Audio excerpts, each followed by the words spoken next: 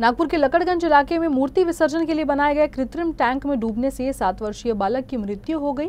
इस घटना को लेकर नागरिकों ने मनपा प्रशासन को जिम्मेदार ठहराया। शुक्रवार को मृत बालक के परिजनों और नागरिकों ने लकड़गंज जोन में प्रदर्शन किया और वहीं दोषियों पर कार्रवाई की मांग की। वहीं कचरा संकलन करने वाली गाड़ी से टक्कर लगने से एक व्यक्ति की मृत्यु हो गई। इन दोनों घटनाओं पर पूर्व नागपुर विधायक कृष्णा खोपड़े ने अपनी प्रतिक्रिया दी है।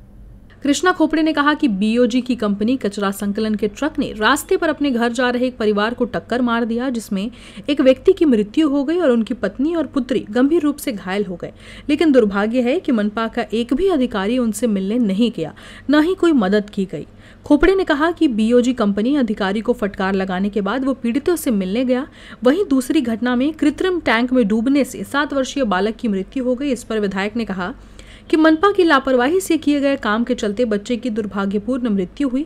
यदि मनपा ने इस 40-50 फुट बड़े टैंक में सीढ़ी और न ही किसी के ऊपर आने की हुक लगाए हुए थे, यदि इतना पैसा खर्च करने के साथ ये उपाय भी समय पर किया गया होता तो यह हादसे होने से बच सकते थे।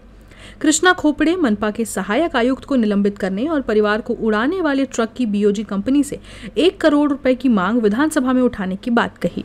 लकड़गंज झोनच्या सहाय्यक आयुक्ताला फोन मारला का अशी घटना झाली, तुम्ही ताबडतोब या। त्यांनी सांगितलं का माझी एमर्जन्सी मीटिंग सुरू आहे, त्यामुळे आमचे अधिकारी पाहिल, मला आता वेळ नाही। अशा प्रकारचं जबाबदार अधिकारी आणि अशा प्रकारचं तो वर्षण करते, हेच फार मोठी दुर्दैवी बाब आहे। मी ह्या दोन्ही घटनेची जानकारी कमिशनर साहेबाला दिली आणि कमिशनर साहेबाचं कर्तव्य होतं का एखादा उपायुक्त लेवलचा अधिकारी त्या ठिकाणी पाठवावा। काल मे हॉस्पिटलमधून त्या मुलाची लाश आणल्यानंतर लकड़गंज झोनमध्ये बी खूप भानगडी झाल्या आणि मग त्यांनी काहीतरी सहाय्यक आयुक्ताच्या मार्फत आम्ही हे मदत करणारा ते मदत करणारा, ते भविष्यात का करेल मला माहीत नाही, परंतु ह्या घटना ही झाली कालच्या लहानशा मुलाची।